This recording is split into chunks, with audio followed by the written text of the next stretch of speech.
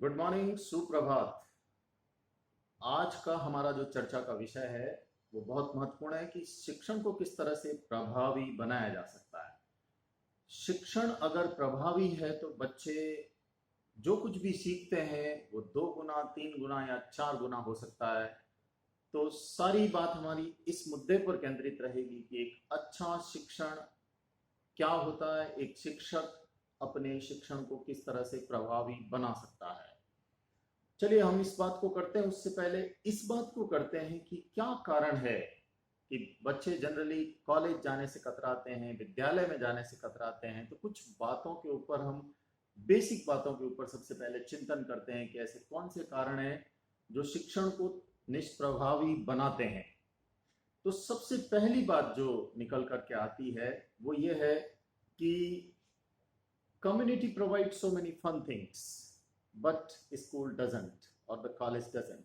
देखिए हम लोग कम्युनिटी में हम देखते हैं, कम्युनिटी से मतलब समाज, परिवार, जहाँ पर हम लोग रहते हैं वहाँ पर कितनी सारी फन थिंग्स है, कितना कितना सब कुछ इजी तरीके से चलता है और कितने मजे मजे से हम सारी चीजें सीख लेते हैं।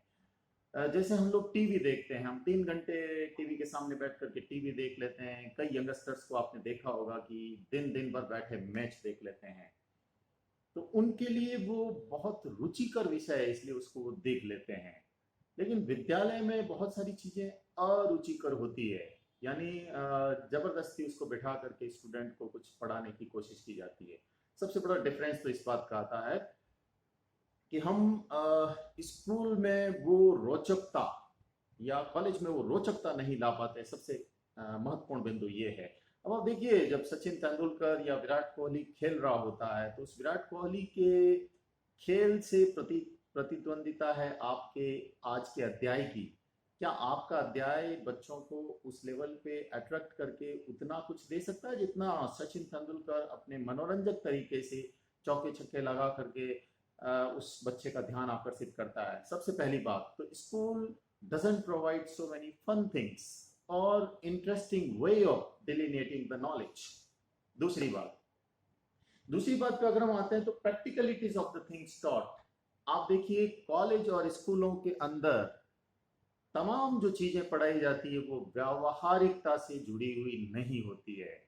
हम जीवन में तमाम चीजें जो सीखते हैं वो व्यावहारिकता से जुड़ी हुई होती है, यानी प्रैक्टिकलिटी से जुड़ी हुई होती है। हम तमाम चीजें जो जीवन में सीखते हैं वो कहीं कहीं हमारे लिए बहुत उपयोगी होती है। कॉलेज में हम, स्कूल में हम जो कुछ भी सीखते हैं वो इतनी उपयोगिता लिए हुए नहीं होती है। इस कारण से बच्चों की उन चीजों के प्रति अरुचि होती है। तो क्यों नहीं तमाम चीजें जो पढ़ाई जाती है उनको उपयोगिता से जोड़ करके, प्रैक्टिकल लाइफ से रिलेट कर करके पढ़ाया जाए तो और अधिक प्रभावी शिक्षण और अधिक प्रभावी हो सकता है। तो दो बातें सामने आई। अब तीसरी बात का हम डिस्कस करते हैं कि तीसरी कौन सी बात है जो स्कूल कॉलेजेस के प्रति एक अरुचि पैदा करती है। तो तीसरी बात आते हैं pressure to perform. Pressure to perform का मतलब है वहां पर हमेशा परफॉर्मेंस का प्रेशर रहता है कि आपको इतने अच्छे अंक लाने हैं, आपको कल लेसन याद कर करके सुनाना है, आपको ये करना है, बहुत सारी चीजें। इन तमाम चीजों के कारण एक मेंटल प्रेशर स्टूडेंट के ऊपर रहता है। उस मेंटल प्रेशर से बचने के लिए उस संस्था के प्रति उसकी एक अरुचि और डिसइंटरेस्ट उसके अंदर डेवलप हो जाता है। चौथी बात के ऊपर अगर हम आते हैं तो चौथी बात है कि ways of dissemination of knowledge. ज्ञान देने का जो तरीका है विद्यालयों में, कॉलेज में, वो अगर बहुत उबाऊ है, उस तरीके में बहुत कुछ रोचकता नहीं है, इंटरेक्शन नहीं है, स्टूडेंट्स के लिए जाने की वजह नहीं है। यानी वो, अगर स्टूडेंट को ये लगता है कि आज ये जोरदार तरीके से हमें सब कुछ, आज इंटरेक्शन चलेगा, मेरा ये पार्टिसिपेशन होगा, तमाम चीजें जब उसके मस्तिष्क को टिकल करने लगती है तो ये सब चीजें उसकी एक रुचि पैदा करती है संस्था के प्रति। तो ये चार चीजें जो है वो डिफरेंशिएट करती है, यानी शिक्षण अरुचिकर क्यों है। इन चारों एलिमेंट्स को अगर हम स्टडी करें तो ये बातें निकल करके सामने आती है निश्चित तौर पर। तो अब हम एक एक करके आगे चलते हैं कि क्या ऐसी बातें हैं जिनसे हम शिक्षण को प्रभावी बना सकते हैं। तो आपने एक बहुत महत्वपूर्ण एक कहावत कभी सुनी होगी कि अ बैड टीचर टीचेस। एक खराब अध्यापक पढ़ाता है। एवरेज टीचर फैसिलिटेट्स, एक औसत दर्जे का जो टीचर होता है वो चीजों को थोड़ा सरल करके प्रस्तुत करता है, एक फैसिलिटेटर की भूमिका में वहां खड़ा होता है, लेकिन काम बच्चे ही करते हैं। And good teacher good teacher explains, उससे थोड़ा अच्छा जो टीचर होता है वो चीजों को व्याख्यायित करता है, उनकी व्याख्या करके स्पष्ट करता है ताकि सरल तरीके से बच्चे उसको सुन करके समझ सके। But the great teacher inspires, जो सबसे महान टीचर होता है वो तमाम ये छोटी छोटी चीजें नहीं करता है, वो बच्चों को इंस्पायर करता है, बच्चों को उस इंस्पिरेशन लेवल पर ले जाता है कि बच्चे खुद ही सीखने के लिए लालायित हो जाते हैं, और वो उनकी इंक्विजिटिवनेस, उनकी जिज्ञासा बढ़ जाती है, उनकी सोचने की शक्ति बढ़ जाती है, इमेजिनेशन बढ़ जाती है, और वह स्वयं चीजों को एक्सप्लोर करने के लिए आगे बढ़ने लगते हैं। शिक्षण का सबसे बेस्ट तरीका ये है।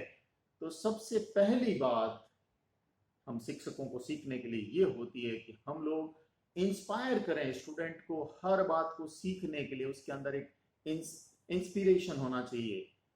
इंस्पिरेशन अगर उसके अंदर है तो तमाम एस्पिरेशंस जो उसके होंगे वो उस इंस्पिरेशन से रिलेटेड होंगे, जुड़े हुए होंगे। तो हम ये कोशिश करें कि बच्चा इंस्पायर्ड है, सेल्फ इंस्पायर्ड है, मोटिवेटेड है, सेल्फ मोटिवेटेड है, ये तमाम चीजें अगर है तो निश्चित तौर पर शिक्षण बहुत प्रभावी हो सकता है।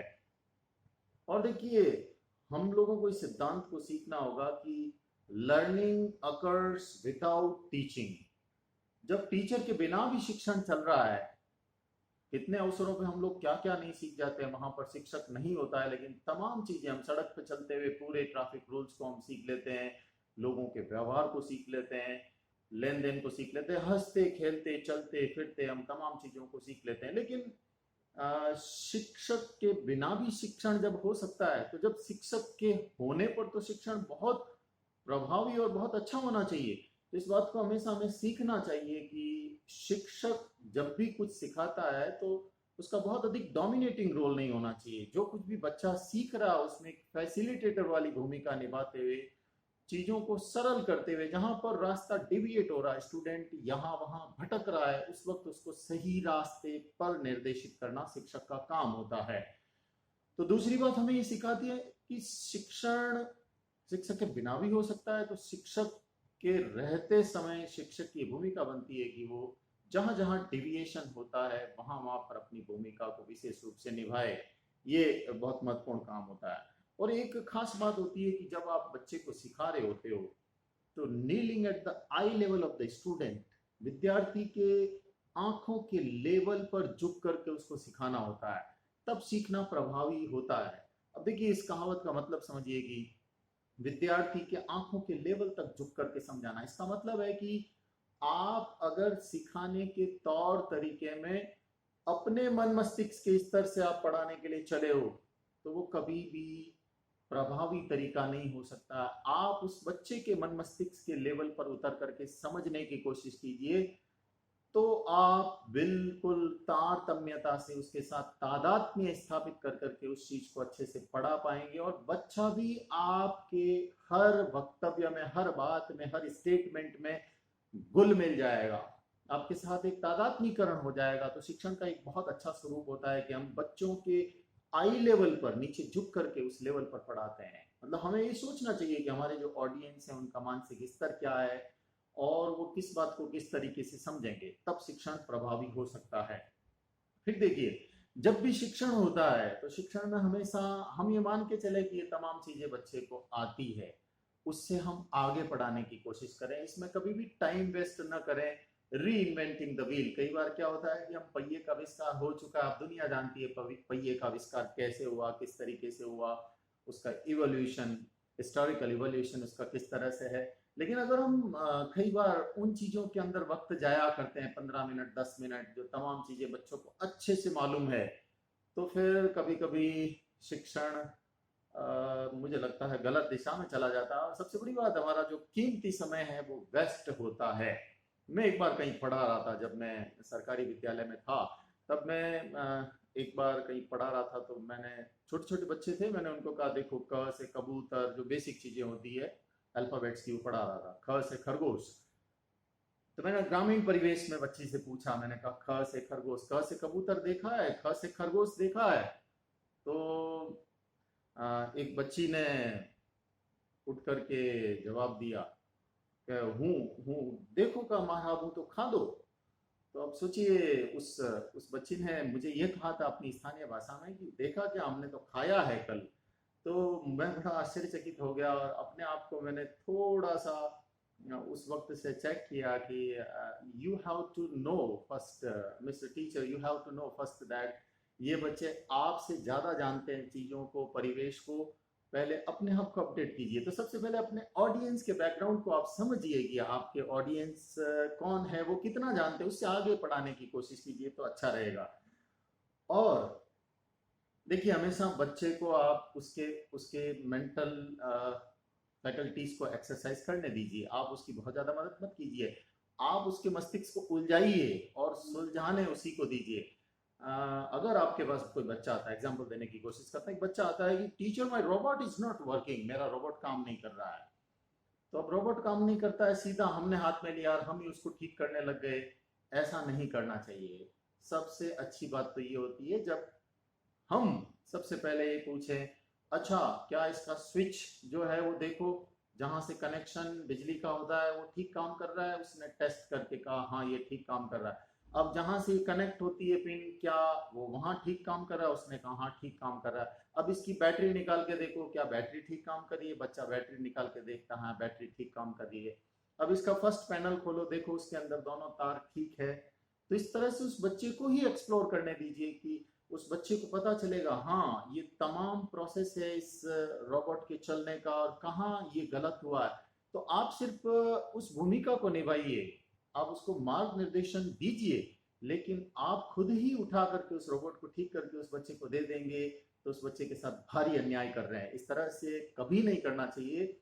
let the child explore. You simply be a facilitator, simply help him that this way this thing can be done, but do not intrude into the matters of the students. Let them do the things. Maximum of the elicitation you try to take it from the students, that will be a very useful thing for the students. हमेशा इस चीज का आप ध्यान रखें कि इस तरह से टीचर बहुत प्रभावी हो सकता है। फिर हम देखिए कभी कभी स्टूडेंट्स के लिए क्लासेस में ब्रेन स्टॉर्मिंग सेशन होने बहुत ज़रूरी है। मैं आपको बताता हूँ कि ब्रेन स्टॉर्मिंग क्यों ज़रूरी है। मैं एक बार कहीं किसी जगह पर एडल्ट्स को पढ़ाने के लिए गया था, यानी जो उम्र में सभी उम्र दराज लोग थे, बहुत मुझसे भी बड़े थे उसमें, 40 साल, 45 साल, 50 साल, कुछ 55 साल के भी ऐसे बंधुवर थे। तो 40-45 लोग उसमें बैठे थे कक्ष में। तो वो बड़े शांति से बैठे थे, क्योंकि वो इन सर्विस वाले लोग थे। मैं जिस जगह पढ़ाने गया था वो इन सर्विस वाले लोग, बहुत मस्ती में, अपनी ही मस्ती में रहने वाले। कक्षा में भी कुछ लोग आराम से अपना जर्दा बना करके खा लेना और बिना पूछे उठ करके चले जाना। उनको लगता हम तो सर्विस में हैं, हमें कौन क्या टोकने वाला, वी आर द बॉसेस। सो मैंने इस चैलेंज को स्वीकार किया कि सबसे पहले तो इनकी अटेंशन, और इनको भी मैं आज कुछ सिखा के जाऊंगा और इनसे भी कुछ सीख के जाऊंगा। इस निश्चय के साथ मैंने एक ब्रेन स्टॉर्मिंग सेशन वहां पर शुरू किया और उन तमाम लोगों को एक मुद्दे पर, डिस्कशन के मुद्दे पर लाया, जिसमें कोई संस्कृत का मुद्दा था, कंठस्थीकरण क्यों आवश्यक है, क्या कंठस्थीकरण आज भी अनिवार्य है? नई शिक्षा नीति में कंठस्थीकरण और इन तमाम चीजों के खिलाफ बोला जाता है, लेकिन क्या कंठस्थीकरण अच्छा है या नहीं, इसको मैंने धीरे धीरे डिस्कशन शुरू किया। एक व्यक्ति से पूछा, फिर दो से पूछा, तीसरे को खड़ा किया, फिर उनसे पूछा देखो आपने जब किया था उस बच्चे के अंदर ये बदलाव आया? उसने कहा हाँ आया। तो दूसरा खड़ा हुआ कि अरे ये मैंने किया था जब ऐसा हुआ था। तो अब इस तरह से धीरे धीरे डिस्कशन शुरू हुआ और वो जो महाशय जिनकी मैं बात कर रहा हूँ, जो जर्दा बना रहे थे, उनके मन में जिज्ञासा हुई अब मैं भी बोलूं। जब इतने सारे लोग आपस में डिस्कस कर रहे हैं, वो तुरंत अपना जर्दा बाहर थूक करके आए और उसके बाद उस डिस्कशन में इतने जोशो खरोश से शामिल हुए कि वो भाई साहब के उस कोने में बैठे आराम से नींद ले रहे थे, उनकी भी आंखें एकदम खुली और वो भी डिस्कशन में शरीक हो गए। और इस तरह से कक्षा में एक इलेक्ट्रिसिटी आ गई, सब एक दूसरे के तर्क वितर्क दे रहे हैं, जोर जोर से बोल रहे हैं, डिस्कशन कर रहे हैं, और मैं अब आराम से खड़ा हूँ और शांति से बीच बीच में एक दो बातें अपनी शेयर कर रहा हूँ। तो एक कक्षा जो बिल्कुल स्लीपिंग मोड में थी, वो एकदम इलेक्ट्रिसिटी मोड में आ गई। This is called brain storming. मनस तंतु हिल जाते हैं, मस्तिष्क के सारे तंतु हिल जाते हैं। तो पढ़ने पढ़ाने का ये जो तरीका है, कक्षा की किसी भी लेवल पर, किसी भी कक्षा लेवल पे इस तरीके को अप्लाई कर सकते हैं। बस आपको इनिशिएट करना होता है, आपको शुरुआत करनी पड़ती होती है, आपको एक सूत्रधार का रोल उसके अंदर निभाना होता है, तब शिक्षण बहुत अधिक प्रभावी हो सकता है। बहुत मजे की बात है कि एक टीचर को जिंदगी भर एक टीचर को जिंदगी भर सीखने के पैसे मिलते हैं। उसको जो वेतन मिलता है ना, जिंदगी भर सीखने का वेतन मिलता है। कितनी बड़ी बात है। तो जब शिक्षक को सीखने का वेतन मिलता है तो सीखना बहुत प्रभावी होना चाहिए। शिक्षक को रोजाना विद्यार्थियों से कई गुना अधिक अध्ययनशील रह करके सीखना चाहिए। अगर शिक्षक ऐसा नहीं करता है तो धीरे धीरे एक शिक्षक का शिक्षकत्व समाप्त होने लगता है। तो बहुत जरूरी है कि हम शिक्षकों को लगातार विद्यार्थी बने रहना चाहिए। बहुत सारे फील्ड्स में हमें स्टडी करनी चाहिए, बहुत सारे अनुसंधानों को हमें पढ़ना चाहिए और उनसे रिलेटेड जो नॉलेज है, और बहुत सारी नॉलेज की जो अच्छी किताबें हैं नॉलेज डिसेमिनेशन की, और अच्छे लोगों से मिलकर के चीज़ों से अपडेट होना चाहिए। ये बेहद जरूरी है। और अच्छी शिक्षण में ये भी जरूरी है कि आप जब कभी भी कक्षा के अंदर पढ़ाएं तो अपनी वाणी, अपनी कम्युनिकेशन को स्ट्रांग बनाइए। बहुत अभ्यास कीजिए बोलने का, बहुत स्पष्ट उच्चारण हो, स्पष्ट आवाज हो, और आपके हाव भाव बहुत अच्छे हो, बहुत प्रभावी हो। टीचर दुनिया में सबसे अच्छा एक्टर होता है। टीचर से बढ़कर एक्टर इस दुनिया में कोई नहीं है, ना बॉलीवुड में है ना हॉलीवुड में। तो टीचर सबसे अच्छा एक्टर होता है। अगर टीचर अपना बेस्ट एक्टिंग रोल कक्षा के अंदर निभाता है, उसका voice communication, intonation, articulation, enunciation, pronunciation, stress, वो सब कुछ एकदम प्रभावी है, तो आप मान के चलिए एक शिक्षक 10 गुना अच्छा केवल इन तमाम चीजों से हो जाता है, विजुअल्स और उसके वोकल से, यानी उसके आर्टिकुलेशन, एनंसिएशन, प्रोनाउंसिएशन, और उसके विजुअल से, यानी वो हाव भाव किस तरह से दिखाता है, उससे भी शिक्षण में जान आ जाती है। शिक्षण बहुत अधिक प्रभावी हो जाता है। तो इन बिंदुओं पर भी विशेष रूप से ध्यान दिया जाना चाहिए। एक ऐसी रिसर्च अल्बर्ट मेहराबियन ने दी भी थी कि हम लोग जो शब्द बोलते हैं उनकी महत्ता सिर्फ, यानी वर्बल, उसकी महत्ता सिर्फ 7% होती है, और उसके बाद में वोकल, यानी जो हमारा प्रोनाउंसिएशन, एनंसिएशन, उसकी जो महत्ता होती है 38% होती है। लेकिन जो विजुअल्स, यानी शब्द जो हम बोल नहीं रहे लेकिन हाव भाव से दिखा रहे हैं, आंखों से, हाथों के एक्सप्रेशन से, उनकी महत्ता 55% होती है। तो जो कक्षा में आप नहीं बोलते हैं, जो बॉडी लैंग्वेज आप जो दिखाते हैं, उसकी महत्ता 55% आप मान के चलिए। तो इस बिंदु पर निश्चित तौर पर काम किया जाना चाहिए, तब शिक्षण बहुत प्रभावी हो सकता है। और हमेशा ध्यान रखिए, कई बार हम लोग बच्चों को होमवर्क देते हैं। होमवर्क बच्चे करके लाए नहीं लाए, उनकी रुचि है नहीं, हमेशा मैं तो इस सिद्धांत में विश्वास करता हूँ, you take them something here in the classroom so that they can take it to their home. Class में ही बहुत कुछ दे दीजिए कि यहीं से वो वर्क को होम ले जाए, होमवर्क नहीं, वर्क को होम ले जाए। ये सबसे बड़ा शिक्षण है। मैं एक छोटा सा उदाहरण आपको देने की कोशिश करता हूँ, बहुत रोचक है। मैं जिस महाविद्यालय में हूँ, lucky institute of professional studies, बहुत सालों पहले बच्चियां यहाँ पर जो ट्रेनिंग करती है बीएड, और वो किसी विद्यालय में पढ़ा रही थी, तो वो बार बार परेशान हो रही थी, अच्छे तरीके से बच्चों को पढ़ा नहीं रही थी। संस्कृत का कोई ऐसा एक लेसन था, मैंने उस लेसन को खुद लिया। मैंने कहा आप थोड़ी देर कक्षा के पीछे बैठ करके देखिए मैं इसको कैसे पढ़ाता हूँ, और मैंने पढ़ाना शुरू किया। वो कुछ संस्कृत का एक छोटा सा लेसन था, एहि वीर रे वीरताम विदेहि रे भारतस्य रक्षणाय जीवनम तदेहि रे। अब जब काव्य को पढ़ाते हैं तो काव्य हमेशा रोचक तरीके से पढ़ाया जाना चाहिए। काव्य में तो शिक्षक को हो सकता है खुद एक नाचने की मुद्रा में आना पड़ सकता है, डूब करके आनंदित होकर के उसको पढ़ाया जाना चाहिए। वो उस काव्य को व्याकरणगत दृष्टिकोण से उसके टुकड़े करके, विदेहि रे, वी उपसर्ग धा धातु, something like that, which is quite project way of teaching, तो उस तरीके से पढ़ा रही थी। तो बच्चे बिल्कुल भी ध्यान नहीं दे रहे थे। मैंने उसको रोचक तरीके से एही वीर रे वीरताम विदेहि रे, और इस तरह से कक्षा में बार बार उनसे बुलवाना, मैं बोल रहा हूँ, गा रहा हूँ, हाथ ऐसे कर रहा हूँ। बच्चों ने जम के उस कविता का आनंद लिया। जब रिसेस हुई तब आप यकीन नहीं करेंगे, उस दृश्य को मैं जीवन भर नहीं भूल सकता।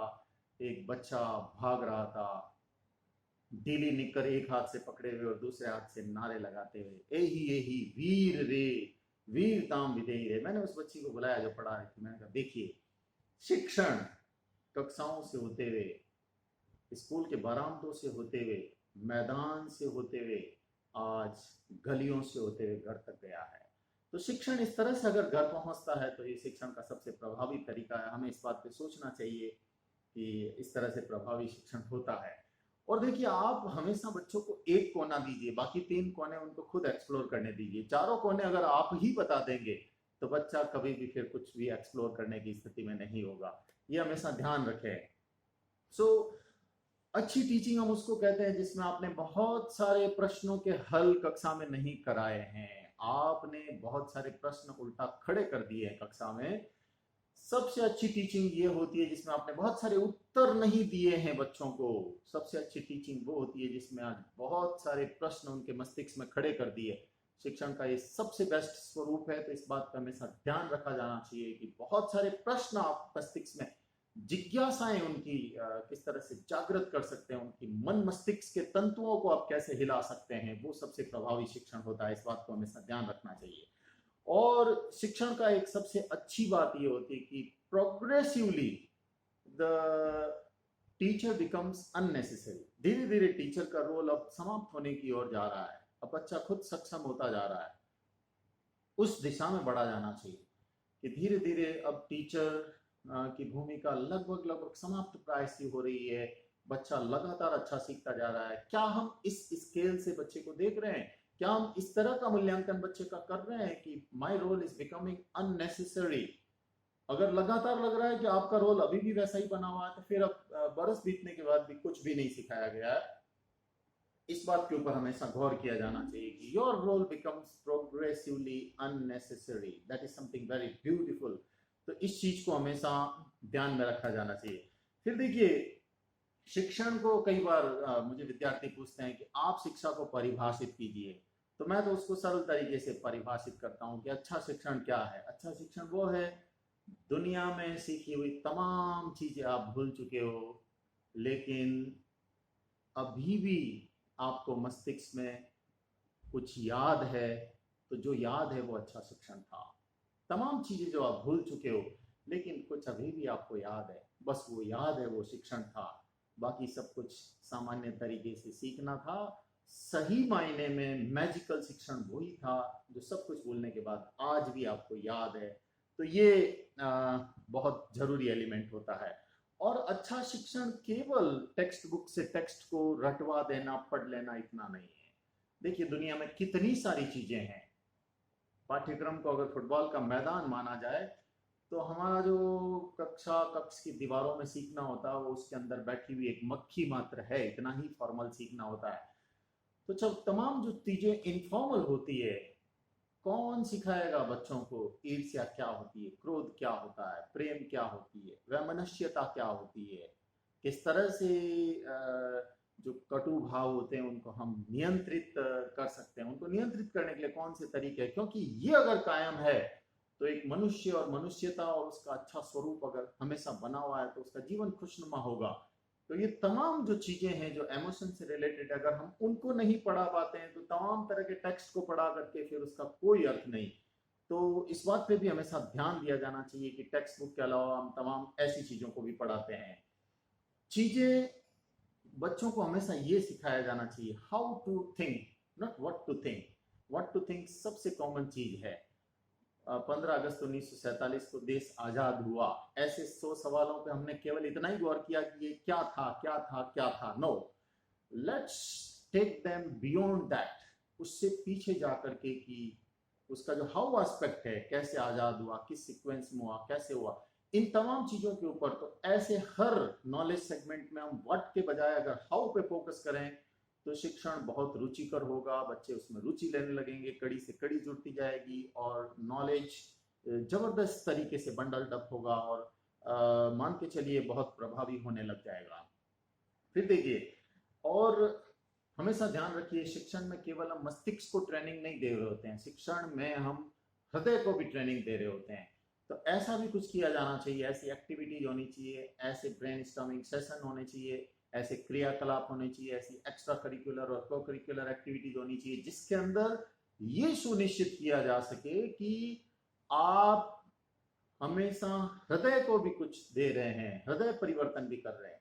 अगर केवल मस्तिष्क को ही भोजन दिया, हृदय को अगर भोजन नहीं दिया, तो मान के चलिए, इसलिए जो एजुकेशन का जो हेड, हार्ट और हैंड, ये 3 जो एच होते हैं ना बड़े महत्वपूर्ण होते हैं कि क्रियाकलाप करके भी सीखे, हाथों से, हैंड जिसको बोलते हैं, हार्ट, दिल में भी मतलब उसमें परिवर्तन आए उसकी सोच में, और मस्तिष्क में जो रैशनैलिटीज, दिमाग के तंतुओं को हिलाने के जो क्रियाकलाप होते हैं वो भी होने चाहिए। तो इन तीनों का बैलेंस किसी स्कूल में, कॉलेज में होना चाहिए, वो उसको बहुत प्रभावी बना सकता है।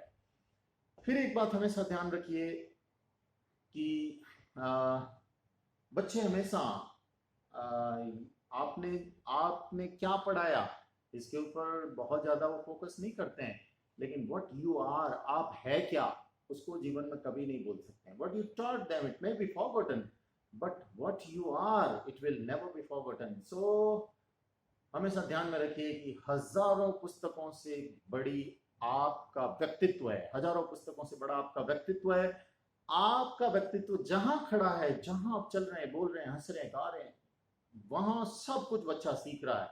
तो what you are is the biggest lesson the child learns from the teacher. So the teacher has to be very cautious about this aspect, that what you are, it will never be forgotten. So it was always be kept in mind. So it's about kindling of a flame. It is not filling of the vessel. बर्तन के अंदर हम भरते जा रहे हैं, भरते जा रहे हैं, नहीं, ऐसा सिखाना नहीं है। सिखाना वो हमने एक तीली लगाई और अब वो बहुत जबरदस्त वाली आग बन चुकी है, इसे हम सिखाना बोलते हैं।